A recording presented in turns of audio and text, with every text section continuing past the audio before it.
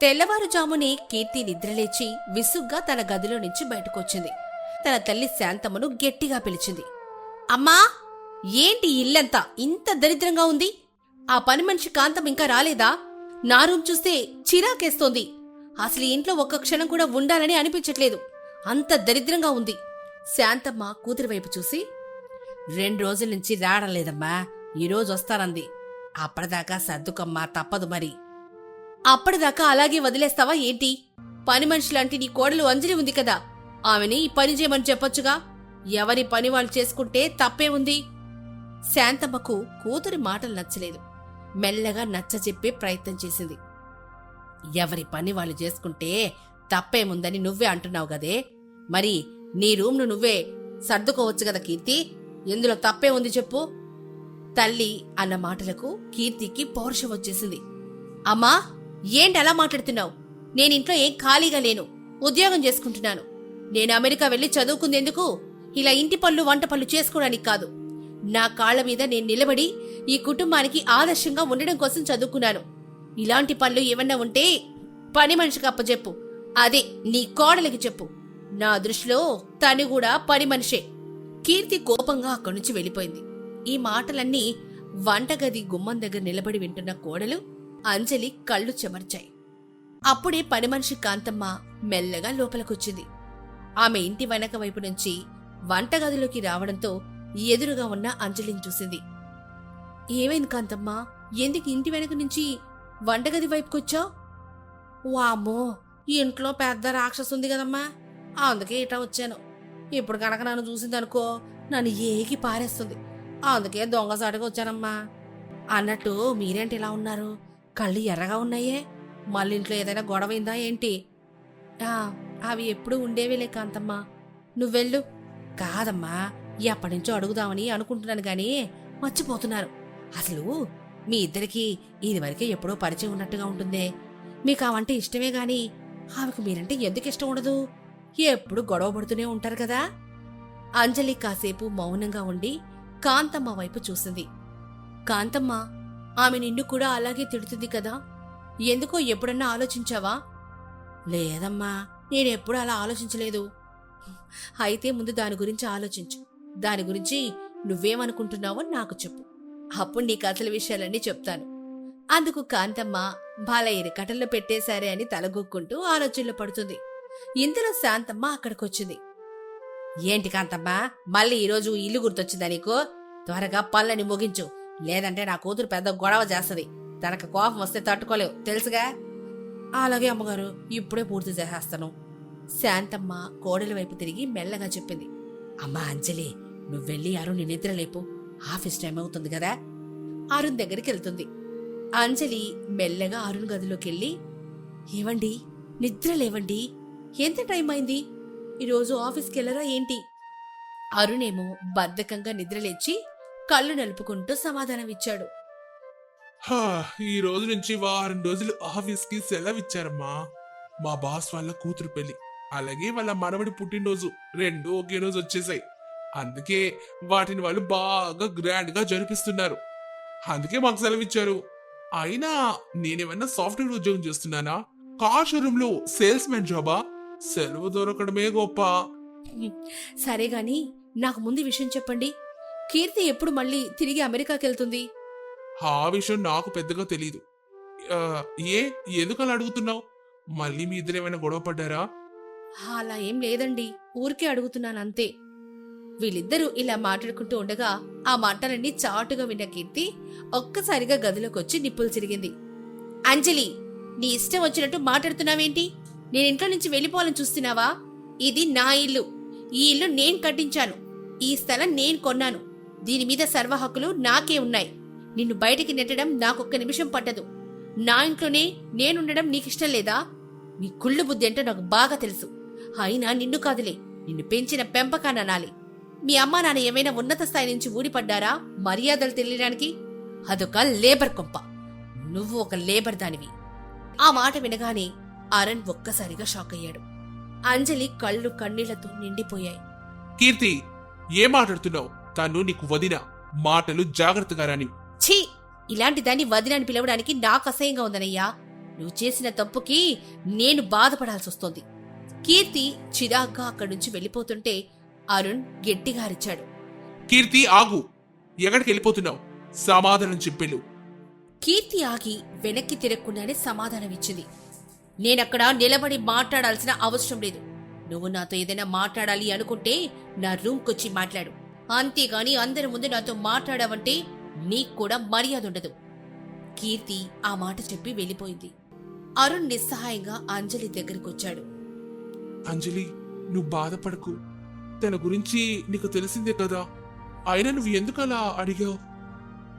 నేనేం తప్పుగా ఏం అనలేదండి. తను తిరిగి వెళ్ళేటప్పుడు తనకిష్టమైన పిండి వంటని సిద్ధం చేద్దామని, కానీ నేనేదో తన మీద కోపంతో అడిగినట్లు తను ఫీల్ అయిపోతోంది. నేనేం చెప్పాలి చెప్పండి? సరే అంజలి, నువ్వు తన విషయంలో ఏం జోక్యం చేసుకోకు. నువ్వు ఎంత ప్రేమ చూపించినా తను మాత్రం మారదు. తన్ని వదిలే అని అంటాడు. కొంత సమయం తర్వాత కాంతమ్మ అందరికీ టిఫిన్ రెడీ చేసి డైనింగ్ టేబుల్ దగ్గరికి రమ్మని అందరినీ పేరు పేరున పిలుస్తుంది. కీర్తి గది దగ్గరికి వెళ్లి గట్టిగా పిలుస్తుంది. కీర్తమ్మ గారు, ఎక్కడున్నారో కిందకి రండమ్మా. మీకోసం స్పెషల్ గా పూరి తయారు చేశాను. అందరూ కూర్చున్నారు. మీరు కూడా వస్తే వడ్డించేస్తాను. లోపల గదిలో ఉన్న కీర్తి ఆ పిలుపుకి చిరాగ్గా బయటకొచ్చి అరిచింది. కాంతమ్మ, నోరు మూసుకుని ఆ పూరీల్ని ఇక్కడికి తీసుకురా. నీకు ఎన్నిసార్లు చెప్పాను నేను వాళ్ళతో పాటు కూర్చొని తినను అని. వాళ్ళతో అంటే ఎవరో నీకు తెలుసు కదా, మళ్ళీ మళ్ళీ చెప్పించుకోకు. వస్తున్నానమ్మా, క్షమించాలి. కాంతమ్మ భయపడుతూ పూరీల ప్లేట్ను తీసుకుని కీర్తి గదిలోకి వెళ్ళింది. డైనింగ్ టేబుల్ మీద కూర్చున్న శాంతమ్మ, అరుణ్, అంజలి ఈ మాటలు విని చాలా బాధగా ఒకరు ఒకరు చూసుకున్నారు. కీర్తి తండ్రి రాఘవయ్యకు మాత్రం సహనం నశించింది. ఎందుకు ఆ కీర్తికి అంత పోహలు? అసలు మనుషుల్ని మనుషుల్లా చూడడం లేదే. ఉండండి, నేనే వెళ్ళి అడిగొస్తాను. అరుణ్ వద్దు అని చెప్తున్నా వినకుండా రాఘవయ్య పైకి. అప్పటికే కాంతమ్మ పూరీల ప్లేట్ అందించి కీర్తి పక్కనే నిలబడుంది. కీర్తి ఆ ప్లేట్ అందుకుని కాంతమ్మ వైపు అసహ్యంగా చూసింది. కాంతమ్మ, కొంచెం దూరంగా నిలబడతావా? నీకెన్నిసార్లు చెప్పాను నా గదిలోకి వచ్చినప్పుడు నాకు దూరంగా ఉండాలని? ఎక్కడెక్కడో పనులు చేసొస్తావు. నీ దగ్గర శుభ్రత ఉండదు, ఏమీ ఉండదు. ఆ మురికితోని నా సామాన్లన్నీ తాకకు. కాంతమ్మను అలా తిడుతూ ఉండగా రాఘవయ్య అక్కడికొచ్చాడు. ఆయన చూడగానే కాంతమ్మ భయంతో అక్కడి నుంచి వెళ్లిపోయింది. కీర్తి, నీ ప్రవర్తన అస్సలు బాలేదు. నీ ప్రవర్తన మార్చుకుంటే చాలా పద్ధతిగా ఉంటుంది. నువ్వు కాంతమ్మని ఎలా చూస్తున్నావో మీ వదిన్ని కూడా అలాగే చూస్తున్నావు. ముందు మనిషిని మనిషిలా చూడడం మొదలుపెట్టు, లేదంటే ఈ పరిణామాలు చాలా దూరం దారితీస్తాయి. జాగ్రత్త. కీర్తి ప్లేట్ పక్కన పెట్టి తండ్రి వైపు నిర్లక్ష్యంగా చూసింది. నాన్నా, ఈ విషయం చెప్పడానికైనా మీరిక్కడి దాకా వచ్చారు? ఈ విషయంలో నా దగ్గర ఎలాంటి మార్పుండదు. దయచేసి మీరు నన్ను ఒంటరిగా వదిలేసి వెళ్తే బాగుంటుంది, లేదా నన్నే వెళ్ళిపోమంటారా? రాఘవయ్య కోపంతో పెద్దగా అరుస్తూ, కీర్తి, చాలా కోపం తెప్పిస్తున్నావు. కన్న తండ్రికి ఎదురు సమాధానం చెప్తావా? అవును, నేనిలాగే ఉంటాను.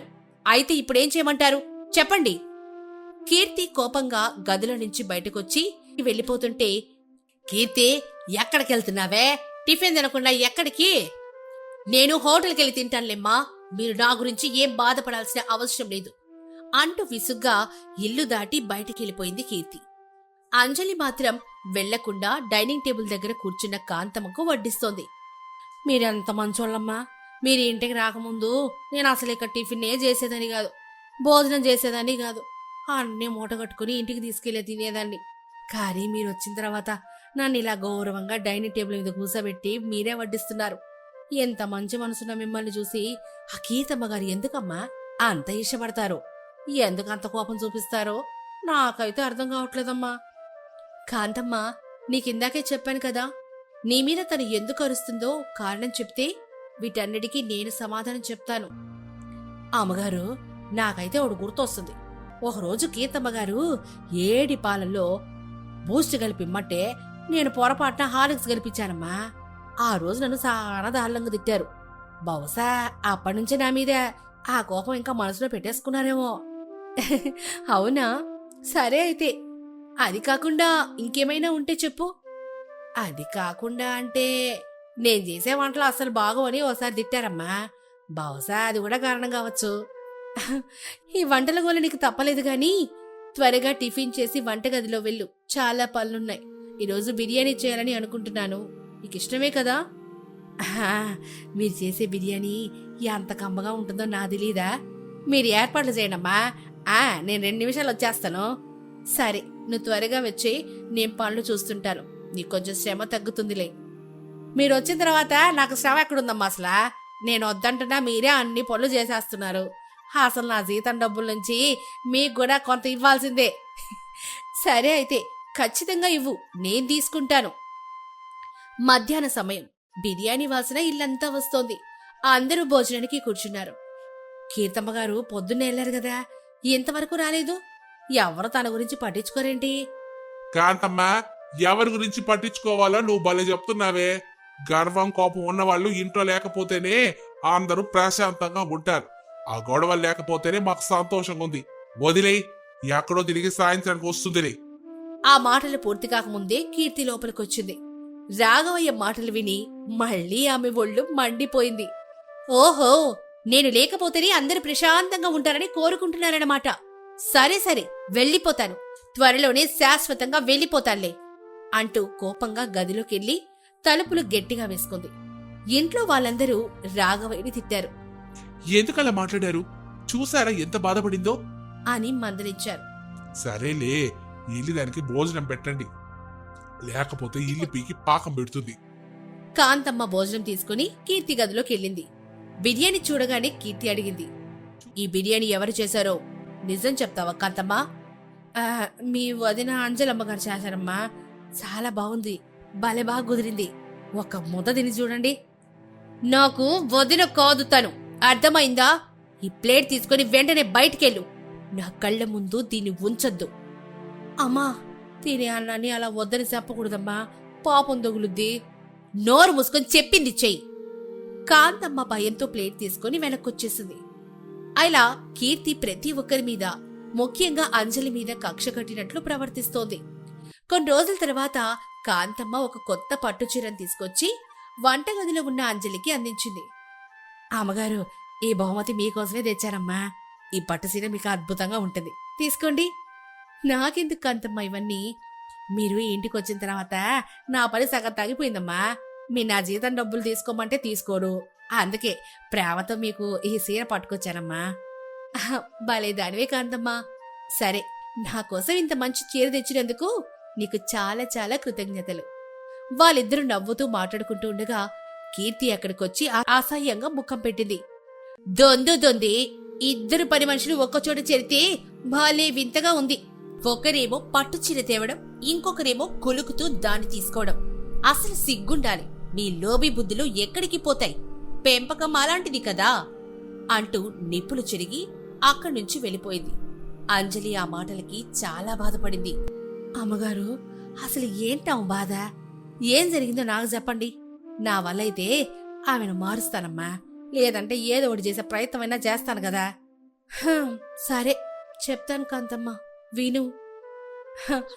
కాంతమ్మ, ఈరోజు కీర్తి నన్ను అన్నమాటలు వింటుంటే నాకు పాత రోజులు గుర్తొస్తున్నాయి. తనకి నా మీద ఈరోజు వచ్చిన కోపం కాదిది. దీని వెనుక పెద్ద కథే ఉంది. మేమిద్దరం ఒకే కాలేజీలో చదువుకున్నాం. ఏంటమ్మా, మీరిద్దరూ ముందే తెలుసా? అసలేం జరిగింది? అది నా డిగ్రీ 2nd ఇయర్. నేను వేరే ఊరు నుంచి ఇక్కడికి రావాల్సి వచ్చింది. ఎందుకంటే అక్కడ నేనుండే హాస్టల్ని క్లోజ్ చేశారు. నాకు అమ్మా నాన్న ఎవరు లేరు కదా, హాస్టల్లోనే ఉండేదాన్ని. అక్కడ వసతి లేకపోవడంతో ఇక్కడున్న హాస్టల్కి వచ్చి సర్టిఫికేట్స్ అన్నీ ఇచ్చి 2nd ఇయర్ డిగ్రీలో జాయిన్ అయ్యాను. ఆ కాలేజ్ బయట ఒకరోజు నేను బస్సు కోసం ఎదురు చూస్తున్నప్పుడే కీర్తి నాకు మొట్టమొదటిసారి కనపడింది. నన్ను చూడగానే తన అహంకారం బయటపడింది. నువ్వే కదా కొత్తగా జాయిన్ అయ్యావు మా కాలేజ్లో. నీలాంటి ఒక పూర్ ఫెలో మా కాలేజీలో చూస్తానని అస్సలు అనుకోలేదు. నీ లుక్ అంతా చాలా చండాలంగా చీప్గా ఉందేంటి? అన్నట్టు నీకు అమ్మా నాన్న కూడా ఎవరు లేరంట కదా, ఆ విషయం కూడా తెలిసిందిలే. అయినా ఇంత రిచ్ కాలేజీలో ఇలాంటి పేదవాళ్ళని ఎలా చేరుస్తున్నారో మేనేజ్మెంట్ని అసలు వాళ్ళని అడగాలి. మీ పేరేంటో కూడా నాకు తెలియదు, కానీ మీరు మాట్లాడే పద్ధతి అస్సలు బాలేదు. నేను కష్టపడి చదువుకొని ఇక్కడ సీట్ సంపాదించాను. అలాగే కాలేజ్ వల్ల ఇక్కడికి ట్రాన్స్ఫర్ చేస్తేనే వచ్చాను. నాగ్గా నేనేం ఇక్కడికి రాలేదు. అర్థమైందా? మీరు మాట్లాడేటప్పుడు కొంచెం జాగ్రత్తగా మాట్లాడండి. అబ్బో, పొగరు చాలానే ఉంది. చేతిలో పైసా లేదు, కానీ నీకు పొగరు మాత్రం కొంటంత ఉంది. మీరెప్పుడూ డబ్బు డబ్బు అని మాట్లాడుతున్నారు. డబ్బు లేని వాళ్ళంటే మీకంత హేళనగా ఉందా? అంత చులకనా? అవును, నా దగ్గర అన్నీ ఉన్నాయి కాబట్టి నిన్ను ఇలా మాట్లాడుతున్నాను. నాకు నువ్వు ఎందుకు నచ్చలేదు తెలుసా? నీ మొహం చూడ్డమే నాకు నచ్చదు. నువ్వు పాత కాలేజీలో టాపర్ అట కదా. కానీ గుర్తుపెట్టుకో, ఈ కాలేజీలో నేనే టాపర్ని. నన్ను బీట్ చేయాలని చూస్తే మాత్రం నిన్ను అస్సలు వదిలిపెట్టను. కీర్తి అలా అంటుంటే నాకు కూడా చాలా కోపం వచ్చేసింది కాంతమ్మా. తనకి నేనంటే ఎందుకంత అహంకారమో నాకు అర్థం కాలేదు. అందుకే నేను కూడా తక్కువ తినకుండా సమాధానం ఇచ్చాను. టాపర్ అవ్వడం అంటే కేవలం మార్కులు సంపాదించడం కాదు కీర్తి, అందరితో గౌరవంగా ప్రవర్తించడం కూడా. నా సీటు నా కష్టంతో వచ్చింది, మీ నాన్నగారి డబ్బుతో కాదు. మీరు నన్ను ఆపాలని చూస్తే ఆపలేరు. ఆ రోజు నుంచి కాలేజీలో మా మధ్య యుద్ధం మొదలైంది. కీర్తికి తన స్నేహితురాలు శ్రీదేవి తోడైంది. మరుసటి రోజు కూడా క్లాస్ బయట నన్ను అవహేళన చేయడం మొదలుపెట్టారు. చూసావా కీర్తి, ఈ అమ్మాయికి ఎంత ధైర్యమో! నిన్ననే జాయిన్ అయింది, అప్పుడే నీకే ఎదురు సమాధానం చెప్తోంది. వీళ్ళకి చదువు కంటే పొగరు ఎక్కువగా ఉన్నట్టుంది. అవును శ్రీదేవి, దీని పొగరు ఎలా అణచాలో నాకు తెలుసు. అంజలి, నువ్వు ఈ కాలేజీలో ప్రశాంతంగా చదువుకోవాలి అంటే నా కాళ్ల దగ్గర పడుండాలి, లేదంటే నిన్నిక్కడ ఉండనివ్వను. అది మీ వల్ల కాదు కీర్తి. నేనిక్కడికి వచ్చింది చదువుకోవడానికి, ఎవరి కాళ్ళ దగ్గర పడుండడానికి కాదు. మీరిలాగే ప్రవర్తిస్తే నేను ప్రిన్సిపల్ గారికి కంప్లైంట్ చేయాల్సి వస్తుంది. మా మధ్య గొడవ పెద్దదవుతూ ఉండగా అప్పుడే అక్కడికి డిగ్రీ ఫైనల్ ఇయర్లో ఉన్న అరుణ్ వచ్చాడు. అతను ఆ కాలేజీలో అందరికీ గౌరవం ఇచ్చే వ్యక్తి. ఆ గొడవ చూసి దగ్గరకొచ్చాడు. ఏంటి కీర్తి, కాలేజీలో ఎరుపులేంటి? కొత్తగా వచ్చిన వాళ్ళని ఇలాగేనా రిసీవ్ చేసుకునేది? అప్పుడు మొదటిసారి అరుణ్ నా వైపు చూశాడు. ఆ చూపులో కోపం లేదు, ఏదో ఒక రకమైన ఆరాటం కనిపించింది. అన్నయ్య, నీకు తెలీదు, ఈ అమ్మాయికి చాలా పొగరు, అందుకే నేను బుద్ధి చెప్తున్నాను. పొగరు ఎవరికుందో నాకు కనిపిస్తూనే ఉంది కీర్తి, ఇక్కడి నుంచి వెళ్ళు. సారీ అండి, తను కొంచెం అల్లరి పిల్ల, తన మాటల్ని పట్టించుకోకండి. మీ పేరేంటి? నా పేరు అంజలి. నా పేరు అరుణ్, నేను ఫైనల్ ఇయర్. మీకు ఏ ప్రాబ్లం ఉన్నా నన్ను అడగండి. కాలేజ్లో ఇలాంటివి సహజం. మీరు మీ చదువు మీద దృష్టి పెట్టండి చాలు. అలా మొదటిసారి అరుణ్ పరిచయం అయ్యాడు. కానీ అది కీర్తికి అస్సలు నచ్చలేదు. తన అన్నయ్యే నాకు సపోర్ట్ చేయడం తన కడుపు మంటని ఇంకా పెంచేసింది. కాంతమ్మ, కాలేజీలో కీర్తి పెట్టే ఇబ్బందులు రోజు రోజుకి పెరిగిపోతూ ఉంటే మరోవైపు నా మీద అరుణ్ చూపించే ఇష్టం కూడా పెరుగుతూనే వచ్చింది తెలుసా. తను నా పట్ల చూపే శ్రద్ధ, ఆరాటం చూస్తుంటే నాకే భయం వేసేది. ఒకరోజు కాలేజీ గ్రౌండ్లో ఎవరెళ్ళి సమయం చూసి అరుణ్ తన మనసులోని మాట చెప్పేశాడు. అంజలి, నిన్ను మొదటిసారి చూసినప్పుడే ఏదో చెప్పాలని అనిపించింది, కానీ నువ్వు పడుతున్న ఇబ్బందులు చూసి ఆగాను. ఇప్పుడు చెప్తున్నాను, నాకు నువ్వంటే చాలా ఇష్టం అంజలి. నిన్ను నా జీవిత భాగస్వామిగా చూసుకోవాలనుంది. నన్ను పెళ్లి చేసుకుంటావా? ఏంటి అరుణ్ మీరు మాట్లాడుతున్నది? మీరు నాకొక మంచి స్నేహితుడిగా ఉంటేనే చాలు. దయచేసి దీన్ని ఇక్కడే వదిలేద్దాం. ఎందుకు అంజలి? మనమిద్దరం ఒకరినొకరం అర్థం చేసుకున్నాం కదా, నీ భయం ఏంటి? నా భయం మీకు అర్థం కావట్లేదు అరుణ్. మీ చెల్లెల కీర్తికి నేనంటే అస్సలు పడదు. ఇప్పుడు మనమిద్దరం పెళ్లి చేసుకుంటామంటే ఆ గొడవలు ఇంకా చాలా దూరం వెళ్తాయి. మీ కుటుంబానికి నా మధ్య యుద్ధమే జరుగుతుంది. అది నా వల్ల కాదు. ప్లీజ్ దీన్ని వదిలేయండి. కీర్తి గురించి నువ్వు ఆలోచించక అంజలి, తను ఒప్పించే బాధ్యత నాది. మన ప్రేమ ముందు ఏ గొడవలు నిలబడవు. వద్దరుణ్, ఇది సాధ్యం కాదు. మీరు నాకు దూరంగా ఉంటేనే మంచిది. ఆ రోజు నుంచి నేను అరుణ్ని దూరం పెట్టడం మొదలెట్టాను. తను నన్ను కలవడానికి ఎన్ని ప్రయత్నాలు చేసినా నేను పట్టించుకోలేదు. అలా 1 సంవత్సరం గడిచిపోయింది. అరుణ్ డిగ్రీ పూర్తయిపోయింది. తనకి ఒక మంచి కంపెనీలో ఉద్యోగం కూడా వచ్చింది. తన జాబ్లో జాయిన్ అయ్యాక ఒకరోజు మళ్ళీ నా దగ్గరకు వచ్చాడు. అంజలి, 1 సంవత్సరం నుంచి నన్ను దూరం పెడుతున్నావు. నేను జాబ్లో సెటిల్ అయ్యాను. ఇప్పుడు నాకు నా కాళ్ళ మీద నిలబడే ధైర్యం ఉంది. ఇప్పటికైనా నీ నిర్ణయం మార్చుకోవా? మీకు జాబ్ వచ్చినందుకు చాలా సంతోషం అరుణ్, కానీ నా సమాధానం మాత్రం మారదు. మీ ఇంటి పరిస్థితులు చూస్తుంటే నాకు చాలా భయంగా ఉంది. నీ భయాన్ని పోగొట్టే వరకు నేను మాత్రం నిన్ను వదిలిపెట్టను అంజలి. నువ్వు లేకుండా నా జీవితమే లేదు. అరుణ్ నా మీద అంత ప్రేమ చూపిస్తున్నా నేను మాత్రం నా మనసుని రాయి చేసుకుని తన్ని దూరం పెట్టాను. నా దరిద్రం కొద్దీ అదే సంవత్సరం రిజల్ట్స్ వచ్చాయి. నేను కాలేజీ ఫస్ట్ వచ్చాను. ఆ విషయం తెలిసాక కీర్తికి అసలు నిద్రే పట్టలేదు కాంతమ్మ. తన స్నేహితురాలు శ్రీదేవిని తీసుకుని క్లాస్ మధ్యలోకి వచ్చి అందరి ముందు నన్ను అవమానించడం మొదలెట్టింది. ఆ రోజు జరిగిన గొడవ నా జీవితంలో మర్చిపోలేను. కీర్తి అందరి ముందు గట్టిగా అరుస్తూ, ఏ అంజలి, నువ్వు కాలేజీ ఫస్ట్ రావడం ఏంటి? అసలు నీకంత సీన్ ఉందంటావా? ఎక్కడో దిక్కులేని చోటు నుంచి వచ్చి మా కాలేజీలో టాపర్ అవ్వడమా? ఇది ఖచ్చితంగా ఏదో మాయ జరిగింది. కీర్తి, నా కష్టానికి ప్రతిఫలం ఈ మార్కులు. ఇందులో మాయేముంది? నువ్వు కూడా బాగా చదువుంటే నీ కూడా వచ్చేవి కదా. చూసావా కీర్తి, అప్పుడే ఎంత పొగరుగా మాట్లాడుతుందో. లోపల మార్కులు ఎంచుకోవడానికి ఎవరెవరి కాళ్ళు పట్టుకున్నాదో ఎవరికి తెలుసు. అసలు నీకు అమ్మా నాన్న లేరు కదా. ఆ సానుభూతి చూపించి లెక్చరర్ని బుట్టలో వేసుకున్నావా ఏంటి? శ్రీదేవి, నీ నోరు అదుపులో పెట్టుకో. నా తల్లిదండ్రుల గురించి మాట్లాడే హక్కు నీకు లేదు. చదువులో నన్ను విమర్శించు కానీ నా వ్యక్తిత్వాన్ని కాదు. వ్యక్తిత్వమా? నీకు అది కూడా ఉందా? నా అన్నయ్య అరుణ్ నీ చుట్టూ తిరుగుతున్నాడంటేనే అర్థమైపోతుంది నువ్వు ఎలాంటి దానివో. వాణ్ణి బుట్టలో వేసుకుని ఇప్పుడు కాలేజీలు కూడా ఇలాంటి వేషాలు ఇస్తున్నావా? మా నాన్న కట్టిన ఫీజులతో నువ్వు చదువుకొని మాకే ఎదురు తిరుగుతావా? కీర్తి, నీ అన్నయ్య నాకు కేవలం పరిచయం మాత్రమే. తనకి నా మార్కులకి సంబంధం లేదు. నీ అహంకారం వల్ల నువ్వు చదువు కోల్పోయావు తప్ప నా వల్లేం కాదు. అబ్బో అబ్బో అబ్బో, నీతులు కూడా చెప్తోంది కీర్తి. కీర్తి, ఇలాంటివన్నీ అస్సలు వదిలేయకూడదు. తన సర్టిఫికేట్స్ అన్నీ ఒక్కసారి చెక్ చేసి ప్రిన్సిపల్ గారిని అడుగుదాం. అసలు ఈమె ఇక్కడికి ఎలా వచ్చిందో తెలియాలి మనకి. అవును శ్రీదేవి, ఈ అనాథ ఇక్కడ ఇంత బిల్డప్ ఇవ్వడం నాకు అస్సలు నచ్చట్లేదు. అంజలి, గుర్తుపెట్టుకో, ఈ మార్కులు నీకు గౌరవాన్నివ్వవు. నిన్ను ఈ కాలేజీ నుంచి ఎలా పంపిస్తానో చూడు. కీర్తి తన స్నేహితురాలతో కలిసి నేరుగా ప్రిన్సిపాల్ రూమ్కి వెళ్ళింది. అక్కడ నా మీద ఏమేమి అబద్ధాలు చెప్పిందో ఏమో కానీ కొద్దిసేపటికే ప్రిన్సిపాల్ నన్ను తన రూమ్కి పిలిపించారు. నేను చాలా భయపడుతూ లోపలికి వెళ్ళాను. కానీ అక్కడ ఆయన మాట్లాడిన మాటలు విని నేను ఆశ్చర్యపోయాను. అమ్మా అంజలి, నువ్వు ఈ కాలేజీకి ఫస్ట్ వచ్చినందుకు నాకు చాలా సంతోషంగా ఉంది. మన జిల్లాలోనే మన కాలేజీ టాప్ లో నిలవడానికి నువ్వే కారణం. అలాంటి నీకు ఇలాంటి చిన్న చిన్న గొడవలతో సంబంధం ఏంటో నాకు అర్థం కావట్లేదు. కీర్తి చెప్పే మాటలు నేను అస్సలు పట్టించుకోను. నువ్వు బాగా చదువుకొని ఈ 3వ సంవత్సరం కూడా పూర్తి చేసి మన కాలేజీ పేరు నిలబెట్టాలమ్మా. చాలా చాలా కృతజ్ఞతలు సార్. నేనెప్పుడు చదువు మీదనే దృష్టి పెడతాను. ఈసారి రిజల్ట్స్ రావడం కొంచెం ఆలస్యమైంది, కానీ నువ్వు 3వ సంవత్సరంలోకి అడుగు పెట్టాక ఇలాంటి రిజల్ట్ రావడం నాకు చాలా గర్వంగా ఉందమ్మా.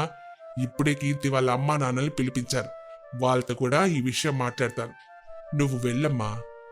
ప్రిన్సిపల్ గారు అలా అనడంతో కీర్తి షాక్ అయిపోయింది కాంతమ్మ. తను ఏదో ఆశిస్తే ఇంకేదో జరిగింది.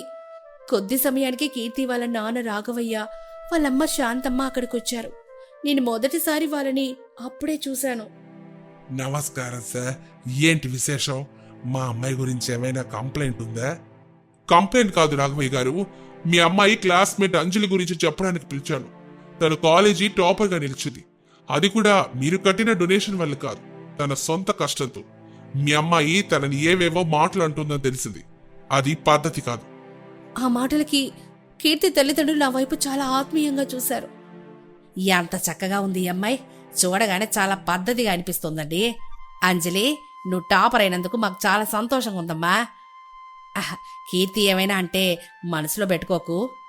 అవునమ్మా, మా అమ్మాయికి కొంచెం అల్లరి ఎక్కువ.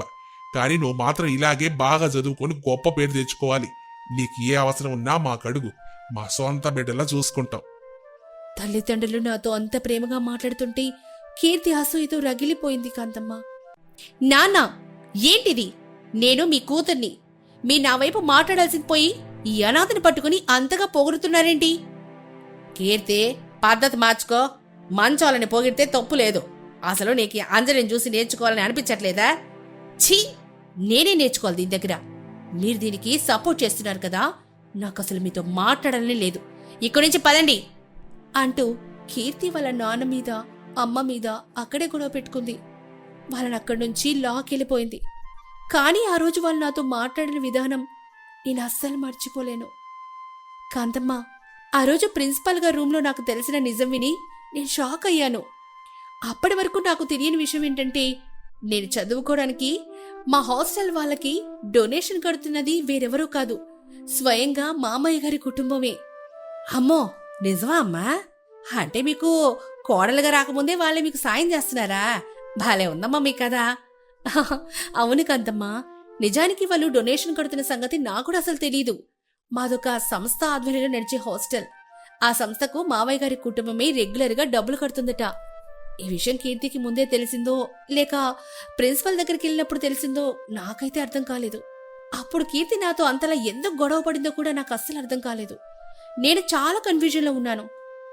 ఆ తర్వాతే మావయ్య అత్తయ్య కాలేజీకి వచ్చి నన్ను పలకరించినప్పుడే నాకు పూర్తి క్లారిటీ వచ్చింది. అప్పుడే అనుకున్నాను కాంతమ్మ, ఇంత గొప్ప మనసున్న కుటుంబానికి నేను కోడలిగి రావడం నా అదృష్టమని. నాకెవ్వరూ లేకపోయినా ఆ భగవంతుడు ఇలాంటి వాళ్ళని నాకు తోడుగా పంపిస్తాడని ఆ రోజే అర్థమైంది. అంతా బాగానే ఉందమ్మా, మరి ఇంత గొడవలు పడే కీర్తి ఉన్న ఇంట్లోకి మీరు కోడలిగా ఎలా వచ్చారు? అసలు మీ పెళ్లి ఎలా జరిగింది? మీ మీద కక్షగట్ట కీర్తి ఈ పెళ్లికి ఎలా ఒప్పుకుందమ్మా? అక్కడికే వస్తున్నాను కాంతమ్మా. నా పెళ్లి ఎలా అయిందనేది ఒక పెద్ద యుద్ధమే జరిగిందనుకో. ఆ కథ చెప్తాను, విను. అవునమ్మా అంజలి, కాలేజీలో అంతలా కక్షగట్టిన కీర్తి అసలు మా ఇంటికి పెద్ద కోడలుగా రావడానికి ఎలా ఒప్పుకుంది? మీ పెళ్లి వెనక జరిగిన ఆ యుద్ధం ఏమిటో త్వరగా చెప్పమ్మా. చెప్తాను విను కాంతమ్మా. డిగ్రీ ఫైనల్ ఇయర్ ఎగ్జామ్స్ అయిపోయాయి. నేను మళ్ళీ కాలేజ్ టాపర్గా నిలిచాను. కానీ ఈసారి నా మనసులో సంతోషం లేదు. ఎందుకంటే కాలేజీ అయిపోతే నేను హాస్టల్ కాలేజ్ చేయాలి. అనాథనైన నాకు వెళ్ళడానికి వేరే దారే లేదు. సరిగ్గా నేను సర్టిఫికేట్స్ తీసుకొని హాస్టల్ రూమ్లో ఒంటరిగా కూర్చుని ఏడుస్తున్న సమయంలో అరుణ్ మామయ్య గారు, అత్తయ్య శాంతమ్మ, రాఘవయ్య మామయ్య గారు ముగ్గురు కలిసి నేరుగా నా హాస్టల్ రూమ్కి వచ్చారు. అమ్మో, నేరుగా హాస్టల్కి వచ్చారా? ఏమన్నారమ్మా మరి? వాళ్ళని చూడగానే నేను కంగారుగా లేచి నిలబడ్డాను కాంతమ్మ. అప్పుడు రాఘవయ్య మామయ్య గారు నా దగ్గరకు వచ్చి నా తలని విరి, అమ్మా అంజలి, నీకు ఎవరూ లేరని నువ్వెప్పుడు బాధపడద్దు. మా అబ్బాయి అరుణ్ నిన్ను ప్రాణంగా ప్రేమిస్తున్నాడు. నీ పద్ధతి, నీ చదువు మాకెంతో నచ్చాయి. నిన్ను మా ఇంటి పెద్ద కోడలిగా తీసుకెళ్లడానికి వచ్చామమ్మా అని అన్నారు కాంతమ్మ. అబ్బా, ఎంత మంచి మాట అన్నారమ్మా. మరి నువ్వు వెంటనే ఒప్పుకున్నావా? లేదు కాంతమ్మ, నేను భయపడ్డాను. మావయ్య గారు, మీ ఇలవేల్పు లాంటి మనసుకి ధన్యవాదాలు. కానీ కీర్తి నన్ను ఎంతగా అసహించుకుంటుందో మీకు తెలుసు. నేను మీ ఇంటికొస్తే ఆ ఇల్లే నరకం అయిపోతుంది. మీ కుటుంబంలో గొడవలొద్దు అని ఏడ్చాను. అప్పుడు అత్తయ్య శాంతమ్మ నా చేతులు పట్టుకొని, కీర్తి చిన్నప్పటి నుంచి అల్లరిగా పొగరుగా పెరిగింది అంజలి. కానీ నీలాంటి పద్ధతి గల అమ్మాయి మా ఇంటికొస్తే నిన్ను చూసైనా నా కూతురు మారుతుందని ఆశగా ఉంది. నువ్వు రామ్మా అంటూ బ్రతిమలాడారు. వాళ్ళ ప్రేమ ముందు నేను నిలబడలేకపోయాను కాంతమ్మ. అరుణ్ కూడా నా వైపు ఎంతో ఆశగా చూసేసరికి చివరికి నేను పెళ్లికి ఒప్పుకున్నాను. మరి ఈ విషయం తెలిసి ఆ కీర్తమ్మ ఊరుకుందమ్మా? ఊరంతా రచ్చ చేసి ఉంటుంది కదా. ఊరుకోవడమా కాంతమ్మ? ఇంట్లో పెళ్లి సంబంధం ఖాయమైందని తెలియగానే కీర్తి ఇంట్లో పెద్ద ప్రళయమే సృష్టించింది. తన స్నేహితురాలు శ్రీదేవిని కూడా ఇంటికి పిలిపించుకొని సామాన్లన్నీ కింద పడేస్తూ నానా హడావిడి చేసింది. నాన్న, అమ్మా, అసలు మీకేమైనా పిచ్చి పట్టిందా? కాలేజీలో ఆ దిక్కులేని అనాథ నాకంటే ఎక్కువ మార్కులు తెచ్చుకొని నన్ను అవమానించింది. అలాంటి దాన్ని తెచ్చి నా కళ్ళ ముందే నా అన్నయ్యకిచ్చి పెళ్లి చేస్తారా? నేను బ్రతికుండగా ఆ అనాథ ఇంట్లో అడుగు పెట్టడానికే వీల్లేదు. అవునంకుల్, ఆంటీ, కీర్తి చెప్తున్నది నిజం. అంజలి చాలా మాయదారిది. కాలేజీలో అరుణ్ అన్నయ్యని బుట్టలా వేసుకుంది. ఇప్పుడు మీ ఇద్దరిని కూడా తన నాటకాలతో లొంగ తీసుకుంది. శ్రీదేవి, నోరు మొయ్యి. మా కుటుంబ విషయాలను నువ్వు మాట్లాడితే అస్సలు ఊరుకోను. మరీదగా ఇక్కడి నుంచి వెళ్ళిపో. కీర్తి, అంజలి ఈ ఇంటి పెద్ద కోడలుగా రావడం ఖాయం. నా జీవితం తనే. నువ్వు ఎంత ఎగిరిపడ్డా ఈ పెళ్లి ఆపడం నీ వల్ల కాదు. అవును కీర్తి, నువ్వు ఒప్పుకున్నా ఒప్పుకోకపోయినా వచ్చే వారమే అరుణ్ అంజలిల పెళ్లి జరుగుతుంది. నీ పొగరు చూసి చూసి మాకు ఇసుగొచ్చింది. ఇకనైనా నీ పద్ధతి మార్చుకో. సరే నాన్న, మీరంతా కలిసి నా శత్రువుని ఇంటికి తీసుకొస్తున్నారు కదా, తీసుకురండి. కానీ గుర్తు పెట్టుకోండి, తను కోడలుగా ఇంట్లో అడుగుపెట్టిన రోజు నుంచి ఈ ఇల్లు ఎలా నరకం అవుతుందో నేను చూపిస్తాను. తన పొగరు ఎలా అణచాలో నాకు బాగా తెలుసు. లేదు కాంతమ్మ, కీర్తి ఇంట్లో అంతలా ప్రళయం సృష్టించేసరికి మావయ్య గారు అత్తయ్య గారు కూడా చాలా భయపడిపోయారు. కీర్తి కక్షతో పెళ్లి మండపంలోనే ఏమైనా గొడవలు చేస్తుందేమోనని, ఆ గొడవల వల్ల నా జీవితం పాడైపోతుందేమోనని వాళ్ళు కంగారు పడ్డారు. అందుకే అందరూ కలిసి ఆలోచించి అప్పట్లో ఆ పెళ్లిని కొన్ని రోజులు వాయిదా వేశారు. అమ్మో, పెళ్లి వాయిదా వేశారా? మరి ఆ తర్వాత ఎలా జరిగిందమ్మా? కీర్తికి ఇంట్లో వాళ్ళ మీద నమ్మకం కలగడం కోసం నువ్వు అంతలా గొడవ పడుతున్నావు కదా, అందుకే అరుణ్ పెళ్లి క్యాన్సిల్ చేశాం. ఆ అంజలితో పెళ్లి జరగట్లేదని అబద్ధం చెప్పారు. ఆ మాట నమ్మి కీర్తి చాలా సంతోషపడింది. సరిగా అదే సమయంలో కీర్తికి అమెరికాలో పై చదువుల కోసం వీసా, సీటు అన్నీ కన్ఫర్మ్ అయ్యాయి. ఇక అరుణ్ పెళ్లి ఆగిపోయిందన్న ఆనందంలో తను హ్యాపీగా లగేజ్ సర్దుకొని అమెరికా విమానం ఎక్కి వెళ్ళిపోయింది. ఓహో, కీర్తి అమెరికా వెళ్ళిపోయిందా? ఆ తర్వాత ఏం చేశారమ్మా? ఏముంది, కీర్తి అమెరికా వెళ్లి ఫ్లైట్ ల్యాండ్ అయిందని ఫోన్ చేయడమే ఆలస్యం. ఇక్కడ మావయ్య గారు చకచకా ఏర్పాటు చేసేశారు. ఊళ్ళో ఎవరికి, ఏ బంధువులకి కూడా ఈ పెళ్లి విషయం ముందే చెప్పలేదు. కీర్తి తన స్నేహితుల ద్వారా ఎక్కడైనా నిజం తెలుసుకుంటుందేమోనని ఎంతో రహస్యంగా, చాలా సింపుల్ గానే గుళ్ళో పెళ్లి ముగించేశారు కాంతమ్మ. అలా ఆ ఇంట్లో కీర్తి లేని సమయంలో ఎవరికీ తెలియకుండానే మా పెళ్లి జరిగిపోయింది కాంతమ్మ. అబ్బా అబ్బా, భలే ప్లాన్ వేసారే. కీర్తి లేకుండానే పెళ్లి జరిపించేశారన్నమాట. మరి అమెరికాలో ఉన్న కీర్తికి ఈ పెళ్లి జరిగిన విషయం ఎలా తెలిసిందమ్మా? తెలిసాక తనేం చేసింది? అమెరికా వెళ్ళిన 6 నెలల దాకా తనకి విషయం తెలియలేదు కాంతమ్మ. కానీ ఒకరోజు క్లాస్మేట్ ద్వారా పెళ్లి ఫోటోలు చూసి తను షాక్ అయింది. అప్పటినుంచి నా మీద పగ నరనరాల్లో పెంచేసుకుంది. ఇప్పుడు చదువు పూర్తి చేసుకుని అమెరికా నుంచి తిరిగి రాగానే ఇంట్లో నన్ను చూడడమే ఆలస్యం. తనకు అస్సలు నచ్చట్లేదు. అందుకే ఆ కాలేజీ పగను తను మోసం చేసి పెళ్లి చేసుకున్నామన్న కక్షను మనసులో పెట్టుకుని ఇప్పుడు నన్ను ఇంట్లో క్షణక్షణం నరకం చూపిస్తుంది కాంతమ్మ. అంజలి చెప్పిన ఫ్లాష్ బ్యాక్ అంతా విన్న కాంతమ్మ ఆశ్చర్యంతో నోరెళ్ళబెట్టింది. అబ్బో, భలేగా ఉందమ్మా మీ కదా. నిజంగా ఇదంతా ఒక సినిమాలాగే ఉంది. ఏమోలేమ్మా, ఎప్పటికైనా కీర్తమ్మ గారి మనసు మారుతుందిలేండి. మీరేమీ కంగారు పడద్దు. దేవుడున్నాడు, అంతా మంచి జరుగుతుందమ్మా. నేను కూడా అదే కోరుకుంటున్నాను కాంతమ్మ. ఆ దేవుడు మా అందరికీ మంచి జరగాలని, ఇప్పటికైనా కీర్తి మనసు మారి నన్ను తన వదిలిగా అంగీకరిస్తుందని ఆశగా ఎదురు చూస్తున్నాను. అయితే అంజలి కాంతమ్మతో మాట్లాడుతున్న ఈ మాటలన్నింటినీ హాల్లో చాటుగా నిలబడి కీర్తి వింటుంది. తనను అన్ని మాటలన్నా కూడా వదిన అంజలి తన మనసు మారాలని కోరుకోవడం చూసి కీర్తి లోపల ఏదో తెలియని అలజడి మొదలవుతుంది.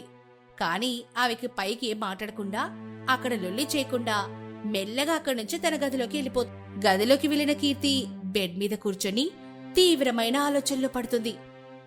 నిజంగానే అంజలి వదిన నా గురించి అంత మంచిగా ఆలోచిస్తోందా? తను నా మనసు మారాలని దేవుణ్ణి కోరుకుంటోందా? నేనేమో కాలేజీలో పగ మనసులు పెట్టుకుని నన్ను మోసం చేసి పెళ్లి చేసుకుందని తనకిన్ని రోజులు నరకం చూపిస్తున్నాను. నేను చేస్తుంది తప్ప? నిజంగానే ఆమెను అనవసరంగా ఇబ్బంది పెడుతున్నానా? కీర్తి అలా తన వదిన గురించి మొదటిసారి సానుకూలంగా ఆలోచిస్తున్న సమయంలో ఒక్కసారిగా ఆమె ఫోన్ రింగ్ అవుతుంది. స్క్రీన్ చూస్తే అపరిచిత నంబర్ కనిపిస్తుంది. కీర్తి కాల్ లిఫ్ట్ చేయగానే అవతలి వైపు నుంచి ఆమె పాత కాలేజీ స్నేహితుడు సురేష్ మాట్లాడతాడు. హలో కీర్తి, ఎలా ఉన్నావు? నేను సురేష్ని. ఎప్పటి నుంచో నీ నంబర్ కోసం వెతుకుతున్నాను. ఇప్పటికి దొరికింది. హే సురేష్, చెప్పు, ఏంటి విశేషాలు? చాలా సంవత్సరాల తర్వాత ఫోన్ చేసావు. అంతా బాగున్నారా? నేను చాలా బాగున్నాను కీర్తి. అసలు విషయం ఏంటంటే నాకు పెళ్లి కుదిరింది. నిన్ను నా పెళ్లికి పిలుద్దామని ప్రత్యేకంగా కాల్ చేశాను కీర్తి. ఏంటి సురేష్, నువ్వు చెప్తుంది నిజమా? నీకు పెళ్ళా? అవును కీర్తి, నేను చెప్తుంది నిజమే. అదేంటి, పెళ్లి విషయం అంటే ఫ్రెండ్స్ ఎవరైనా సంతోషపడతారు. నువ్వేంటి అలా కంగారు పడుతున్నావు? ఏమైంది కీర్తి? అది కాదు సురేష్, నేను కాలేజీ ఫ్రెండ్ ద్వారా ఒక విషయం విన్నాను. నువ్వు ఎవరో ఒక అమ్మాయిని గాఢంగా ప్రేమిస్తున్నావని. ఆ అమ్మాయి నీకు ఫేస్బుక్ లో పరిచయం అయిందని విన్నాను కదా. మరి ఇప్పుడు సడన్ గా వేరే పెళ్ళంటున్నావేంటా అని. అబ్బా, ఆ విషయాలన్నీ నీకెవరు చెప్పారు కీర్తి? ఎవరు చెప్తే ఏముందిలే సురేష్, అసలు నేను విన్నది నిజమా కాదా? ఫేస్బుక్ స్టోరీ ఏంటి? నువ్వు విన్నది నిజమే కీర్తి. ఆ అమ్మాయి నా ఫేస్బుక్ లో పరిచయం అయింది నిజమే. కానీ సమస్య ఏంటంటే ఆ అమ్మాయి ముఖం ఏంటో నాకు తెలీదు. తను ఎక్కడ ఉంటుందో నాకు తెలీదు.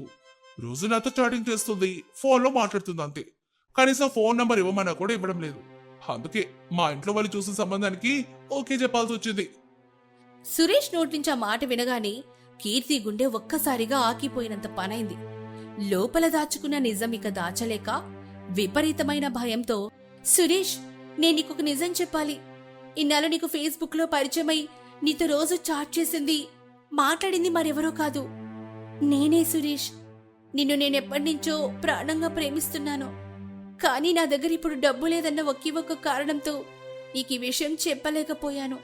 ఎందుకంటే ప్రస్తుతం నేనొక పెద్ద నరకంలో బ్రతుకుతున్నాను సురేష్ అంటూ కీర్తి ఏడుస్తూ తన వదిన అంజలి మీద తను పెట్టుకున్న కాలేజీ పగ, ఇంట్లో ఆమెను రోజు ఎంతగా హింసిస్తుందో, ఆ కక్ష వల్ల తన మనసు ఎంత నరకంగా మారిపోయిందో అన్నీ సురేష్కి ఫోన్లో చెప్పేసింది. కానీ అవతలి వైపు నుంచి సురేష్ మాత్రం ఏమాత్రం కోపడకుండా చాలా ప్రశాంతంగా మాట్లాడాడు. కీర్తి, నువ్వు అనుకున్నట్టు మీ వదిన అంజలి ఏమాత్రం చెడ్డది కాదు కీర్తి. పేదవాళ్ళైతే ఏంటి, తను ఎంత గొప్ప మనసున్న అమ్మాయో, ఎంత నిజాయితీగా ఉండేదో నాకు బాగా తెలుసు. అసలు నువ్వు నన్ను ప్రేమిస్తున్నావనే విషయం నీ నోటి కంటే ముందే మీ వదినకి తెలిసింది. ఏంటి, అంజలి వదినకి తెలిసిందా? ఎలా? అవును కీర్తి, నువ్వు నన్ను ప్రేమిస్తున్నావని తెలిసిన వెంటనే మీ వదిన నాకు స్వయంగా కాల్ చేసింది. నీ గురించి అంతా చెప్పి నీ పాత నెంబర్ మార్చావు కదా, నీ కొత్త ఫోన్ నెంబర్ని కూడా మీ వదిన నాకు ఇచ్చింది. తన ఇచ్చిన నంబర్ తీసుకుని నేను ఇప్పుడు నీకు కాల్ చేస్తున్నాను కీర్తి. సురేష్, ఇదంతా ఎప్పుడు జరిగింది? నాకు అసలు ఏమీ తెలియదే. ఇదంతా కేవలం నిన్న రాత్రి మాత్రమే జరిగింది కీర్తి. సురేష్ ఆ మాట చెప్పగానే కీర్తికి మైండ్ బ్లాక్ అయింది.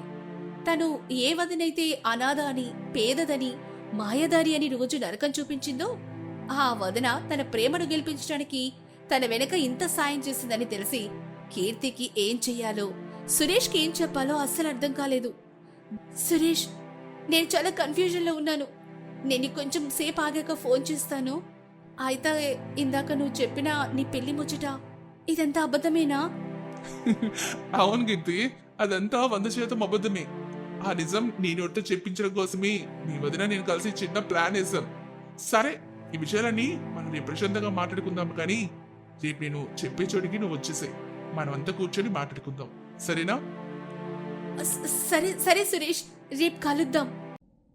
ఇక ఆ రోజు గడిచిపోయింది. మరుసటి రోజు ఉదయాన్నే కీర్తి సురేష్ చెప్పిన చోటుకి వెళ్ళింది. చాలా సంవత్సరాల తర్వాత ఇద్దరూ ఒకరినొకరు చూసుకున్నారు. ఒక హోటల్లో కూర్చొని మాట్లాడుకోవడం మొదలుపెట్టారు. కీర్తి ముఖంలో ఇంకా ఆందోళన, బాధ అలాగే కనిపిస్తూ ఉన్నాయి. సురేష్, నువ్వు మా వదిన గురించి చెప్పినప్పటి నుంచి నాకు అసలు నిద్ర పట్టట్లేదు. నిజానికి మీరు పేదవాళ్ళని తెలిసే నేను ఇన్నాళ్ళు నా ప్రేమను నీకు వ్యక్తం చేయడానికి భయపడ్డాను. ఎందుకంటే నీకు ఫోన్లోనే చెప్పాను కదా, మా ఇంట్లో మా అన్నయ్య పెళ్లి చేసుకున్న వదిన అంజలి కూడా ఒక అనాథ, తనకి ఆస్తిపాస్తులేమీ లేవు. సురేష్ ప్రశాంతంగా వింటూ తలూపాడు. పెద్ద కోడలికి ఆస్తి లేదని మా ఇంట్లో ఆల్రెడీ గొడవలు జరుగుతున్నాయి.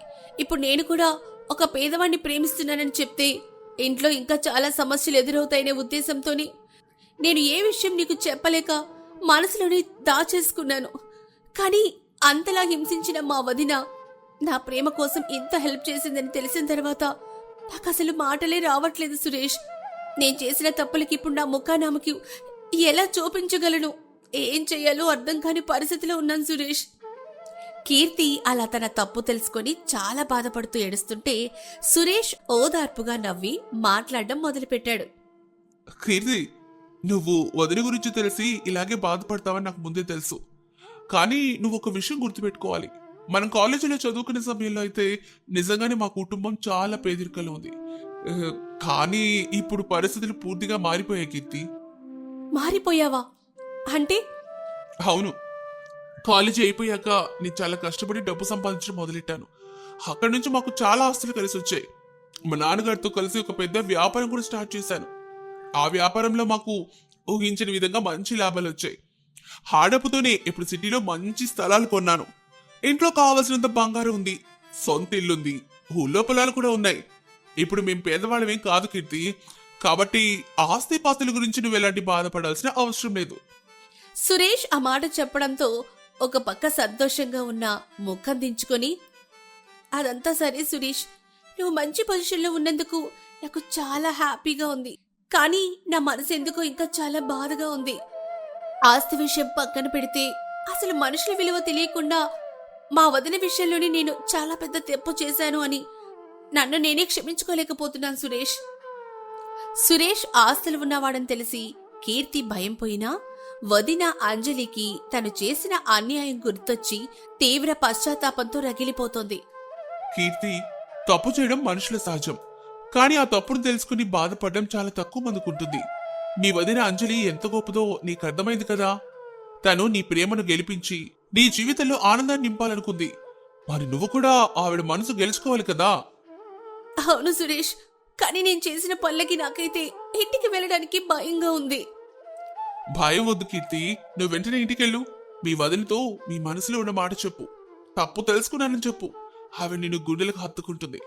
ఆ తర్వాతే మన పెళ్లి ముచ్చట ఇంట్లో మాట్లాడదాం, సరేనా?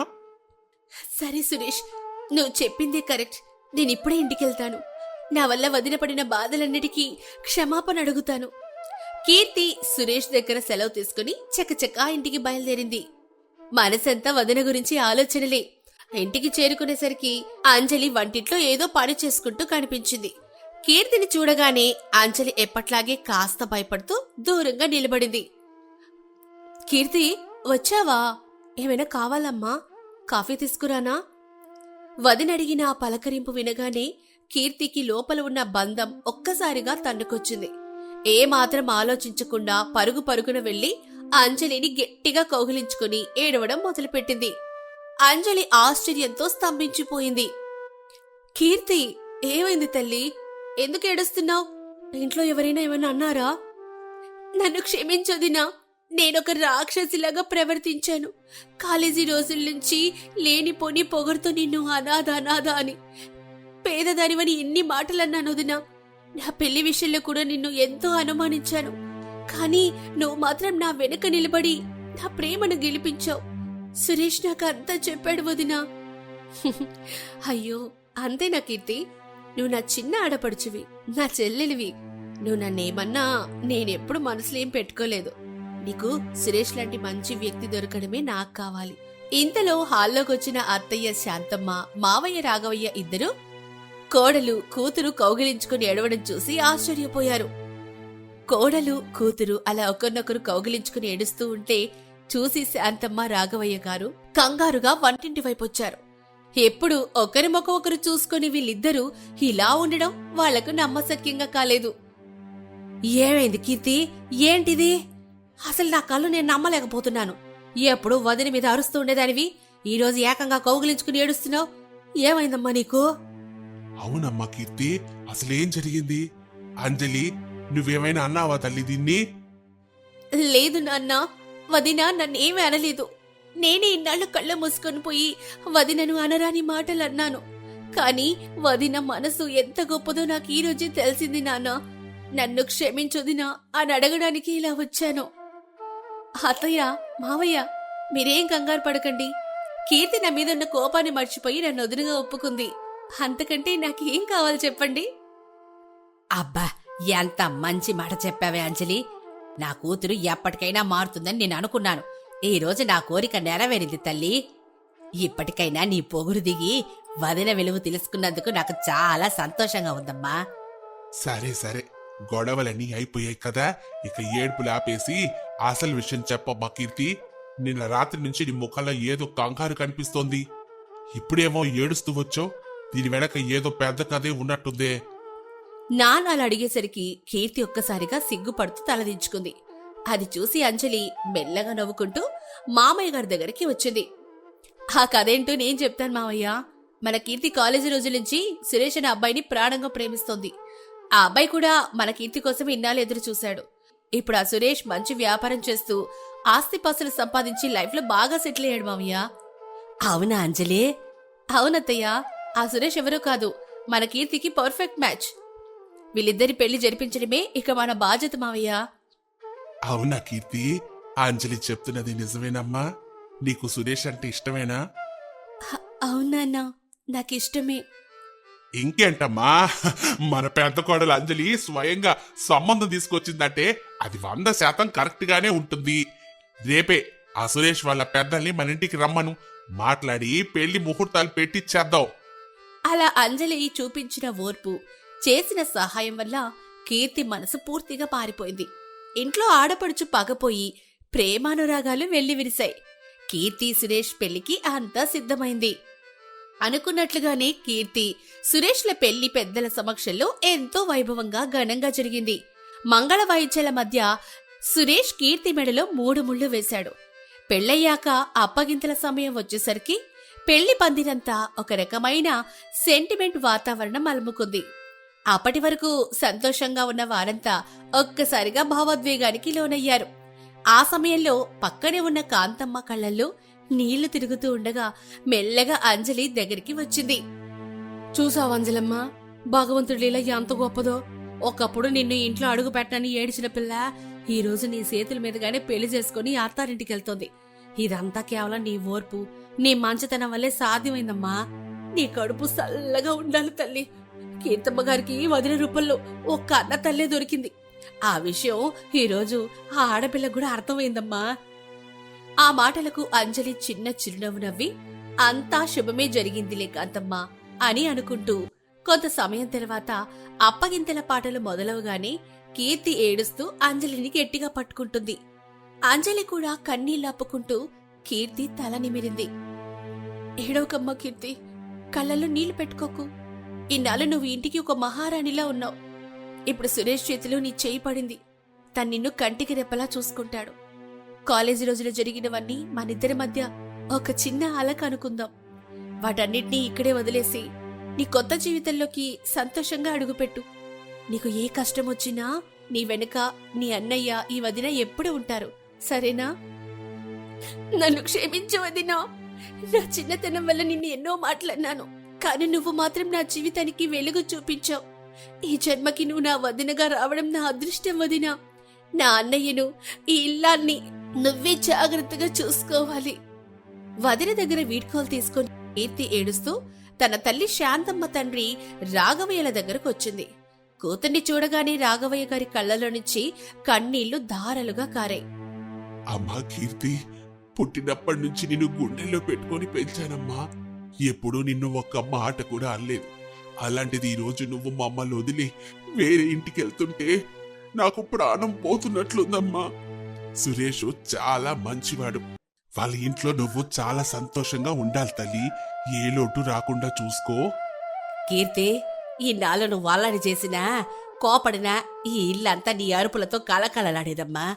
రేపటి నుంచి నువ్వు లేని ఇల్లు మాకు ఎలా ఉంటుందో అర్థం కావట్లేదు తల్లి. అత్తారింట్లో అందరితో మర్యాదగా ఉండు. నీ వదిన అంజలిని చూసి ఎంతో కొంత మంచి నేర్చుకున్నావు కదా, అలాగే ఆ ఇంట్లో కూడా మంచి పెన్ను తెచ్చుకోవాలమ్మా. నాన్న, అమ్మా, మీరేడవకండి ప్లీజ్. మీ కన్నీళ్లు చూస్తుంటే నేను అడుగు తీసి అడుగు వేయలేకపోతున్నాను. నన్ను ఇంత గొప్పగా పెంచినందుకు మీకెప్పటికీ రుణపడుంటాను. నేనెక్కడున్నా మీ కూతురుగానే ఉంటాను. అత్తగారింటికి మంచి పేరు తెస్తాను. అంజలి వదిన ఉంది కదా నాన్న, మిమ్మల్ని నాకంటే బాగా చూసుకుంటుంది. మీరేమీ బెంగ పెట్టుకోకండి. అలా కీర్తి ఏడుస్తూ అందరికీ వీడ్కోలు చెప్పి కన్నీళ్లతోనే సురేష్తో కలిసి కారెక్కి అత్తారింటికి ప్రయాణమైంది. సురేష్ ఇంటికి చేరుకున్న కీర్తి తన కుడికాలు పెట్టి ఆ ఇంట్లో కొత్త కోడలిగా అడుగుపెట్టింది. పాత పొగరును, అహంకారాన్ని పూర్తిగా పక్కన పెట్టేసి ఒక బాధ్యత గల కోడలిగా మారిపోయింది. భర్త సురేష్ ప్రేమను పొందుతూ అతన్ని ఎంతో సంతోషంగా ఉండడమే కాకుండా తన అత్తమామలను కన్న తండ్రుల కంటే మిన్నగా ఎంతో ఆప్యాయంగా చూసుకోవడం మొదలుపెట్టింది. అంజలి వదిన చూపించిన మంచితనమే కీర్తి జీవితాన్ని ఇంత అందంగా మార్చేసింది.